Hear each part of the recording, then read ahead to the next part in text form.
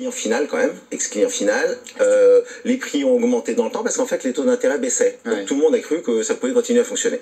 Aujourd'hui, il faudrait quasiment baisser les prix de 15% pour compenser. Le problème, c'est qu'il n'y a jamais assez de foncier. C'est ça.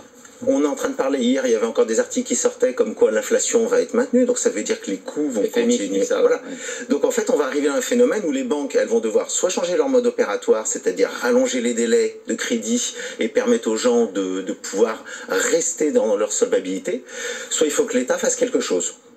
Alors là, on a un point où on a l'impression que le marché immobilier se bloque. C'est-à-dire il n'y a plus de construction parce qu'il nous a dit, moi je lance plus de chantier, j'ai un taux de réservation qui est inférieur à 50% et j'ai des prix des matériaux qui sont trop élevés. Les passoires thermiques font que le marché se raréfie. Les gens qui ont des appartements à vendre ne veulent pas baisser leur prix.